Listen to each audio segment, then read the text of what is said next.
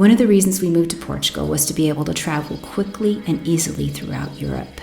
Since we moved here, we've gotten to explore places like Italy, Ireland, the Netherlands, France, and Spain, and all without breaking the bank.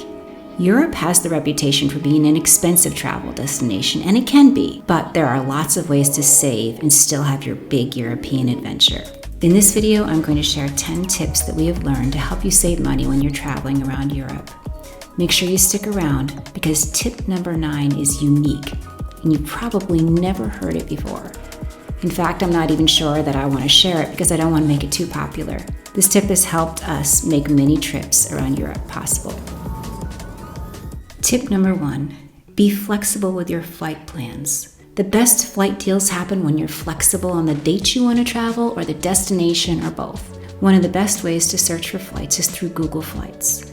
To find it, you just search for Google Flights and then the search engine will come up. Google Flights aggregates all the flights from many different airlines so that if you search, it shows you many options and then you can choose the one that you want. When you ultimately buy a flight, you'll be buying it directly from the airline, which is the superior way to do it. But we'll get to that later. Like any other flight search, Google Flights offers you the ability to enter your starting point, your destination, your travel dates, and other features like nonstop in case you want to avoid a multi-trip drop where you're either running from one gate to another or hanging out at the airport for too many hours of your vacation time. When you click on Departure and Return, you can see the lowest prices for all the flights of each day of the month. So if you have any flexibility on when you can travel, you might score a great deal. Once you choose your options, Google Flights offers you results from many different airlines. One of the cool features about Google Flights is that if you really want to find a bargain, you can leave your destination open. So instead of choosing Munich, Germany, for example, you can just choose Europe, and then you can see all the deals in different cities around Europe. You can also click the Explore button, and a map opens up which shows you deals closer to you. And then you can move and manipulate the map to see your options for Europe as well. On Google Flights, you can also search for up to 5 airports at the same time, so you can check flights from all the airports within driving distance of you, just to see if there's a bargain from one of those spots instead. Skyscanner works a lot like Google Flights. You enter your departure city, and then you can either enter a specific city that you have for a destination, or you can just choose everywhere if you're open to looking at a few different destinations. On top of that, if you choose a flexible option rather than specific dates, you can find some amazing deals. We've taken many flights around Europe for 20 or 30 euros each way or even round trip. One difference with Skyscanner is that you don't buy directly from the airlines. You're given other third parties to go through, such as trip.com. And that's not quite as good as buying direct, but you can still get some really great bargains. Now, here's a bonus tip. No matter what tool you use, before you begin searching, get a VPN and turn it on and set your location. A VPN is a virtual private network. In Europe, we use a VPN to set it if we want to watch US Netflix shows, so we set it to a US location so Netflix thinks that we are actually in the US at that time. You can also use a VPN to make it look like you're in another country when you're searching for a flight. The VPN that we chose to use is Surfshark. After going through a few different VPNs, this one was the one that was the most solid and worked the best for us. So we'll link that one in the description below if you're interested. If you set your VPN before you choose your flights, set your VPN to a place with a lower cost of living. It could be Thailand, or it could be Bulgaria, or something like that. And you'll probably see that you're quoted a lower price for the flights that you wanted to get than if you use your current location. Check out this search of Europe. Since we're in Portugal, I set a VPN to Houston, Texas, and these are the results. Good deals for sure. But a moment later, I did the same search on my phone using our location in Portugal. As you can see, the prices for the same destinations are definitely lower. Besides these strategies, it can be helpful to search incognito or using a private browser. Every search engine from Google Chrome to DuckDuckGo allows you to open a private search window.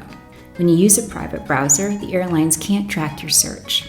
Apparently, when you start searching for flights and you're not using a private browser, airlines can track your movements and then they realize that you're looking for a certain flight and they think you really want that flight, so they're going to increase the price that they quote to you for that flight when you finally get to their website.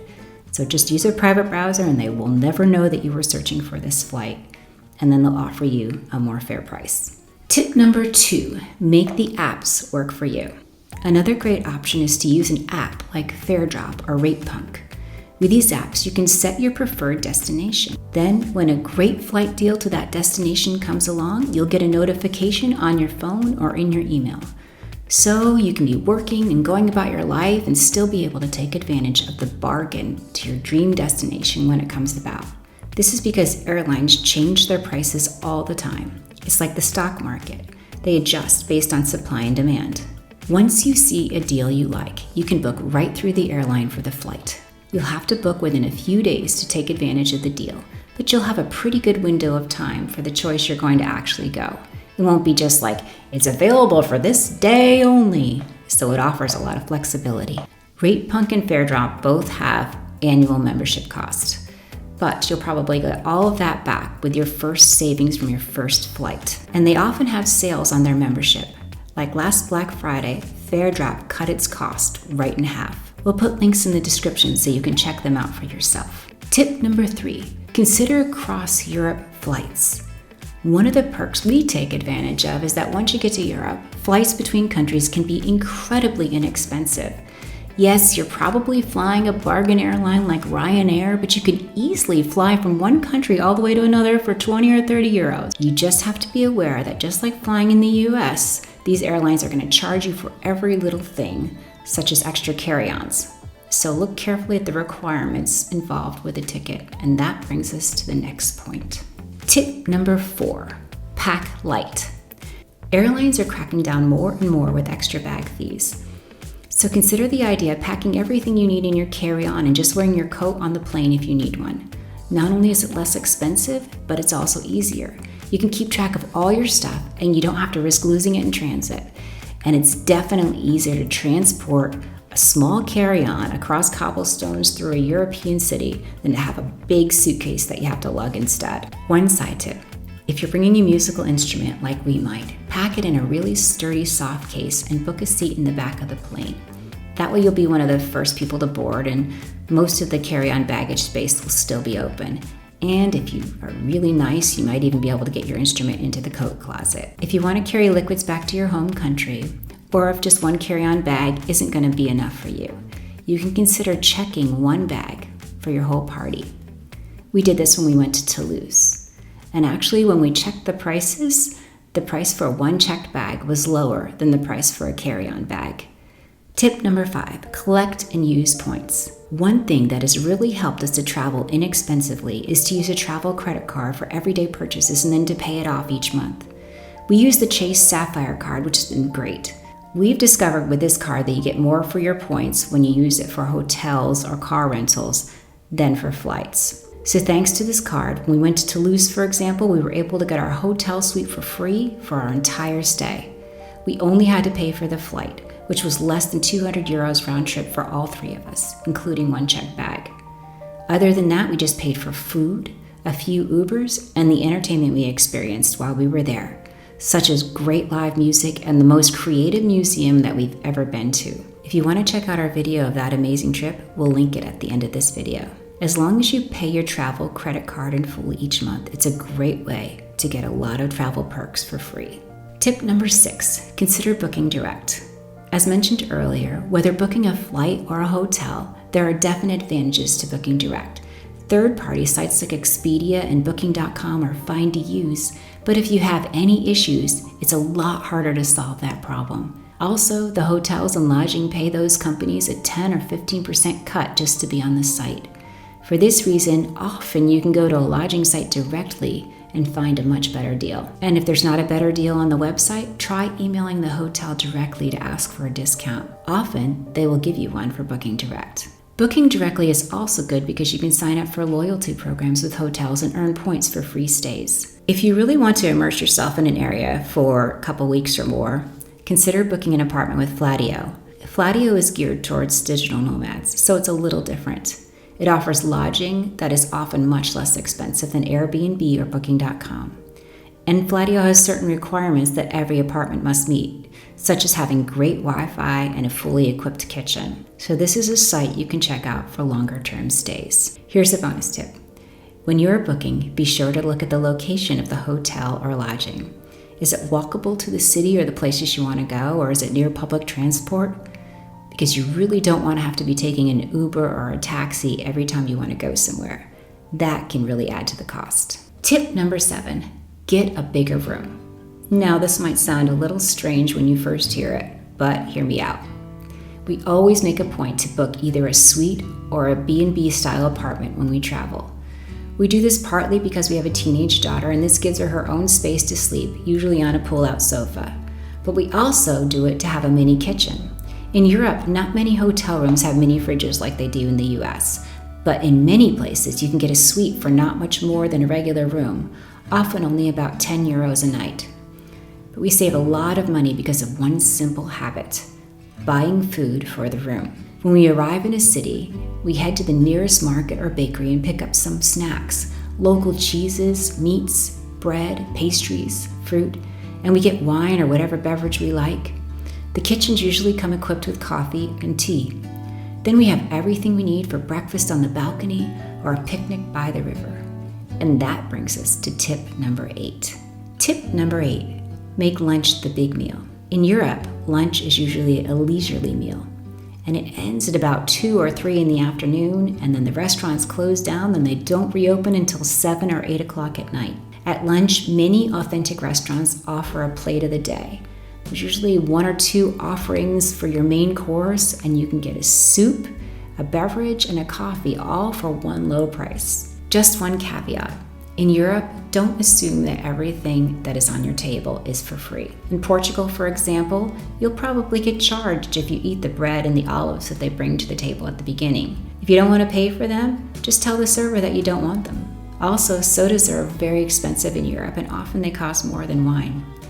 And most of the time, you have to pay for water at the table. Just some things to be aware of. If you're walking around the city for the day anyway, you might want to be bringing your own water bottle with you. So our strategy is often to have lunch out during the day, and then to make a dinner of the foods in our room. And then later we can go out again and hear music if we want, but we're not breaking the bank with our food budget. And we're still getting all the authentic flavors with the local meats, cheeses, and breads. Also, this gives us a chance to rest and decompress after spending all day walking around a city. Tip number 9, travel at Thanksgiving. So this is a tip that you might not hear from other people, but it's one of our favorites. Of course, Europe doesn't celebrate Thanksgiving, but in the US, the kids get time off from school and the adults get holiday time. In addition, late November is low travel season in Europe. This means that there are much fewer crowds and you can get great bargains on flights and hotels. We travel every year during Thanksgiving week. It's become a tradition for us, and I highly recommend it. Many European cities open their Christmas markets around this time, so that makes the experience even more colorful and interesting. If you can't travel at Thanksgiving, definitely consider traveling off-season. The weather can still be great, so it's a win, especially if you don't love competing with big crowds. And that brings us to our last travel tip. Tip number 10, use public transportation. In Europe, the trains, metros, and buses are generally very high quality and well designed. People are used to taking public transport here. Renting a car and driving can be very expensive between all the hidden car rental fees, tolls on the roads, and high gas costs. The roads can also be pretty scary because they're often much narrower than US roads. On the other hand, riding a train through the countryside, just chilling out, viewing the scenery, and taking advantage of the free Wi-Fi is so much more relaxing. Don't be intimidated by the idea of taking a metro or subway. The cost is usually only a couple of euros or less, and the system's pretty easy to figure out. Public transport is definitely our favorite way to get around Europe, unless we're trying to get to some of those out-of-the-way little towns that only a car can get to, like some of our favorite places in Ireland. Then, renting a car is definitely worth it. So there you have it, some of our best tips for traveling around Europe on a budget. They've helped us to live our adventures, make great memories, and to experience some of the amazing, magical places in Europe. If you're interested, check out our adventure to Toulouse. It's this video right here. And thanks again for watching.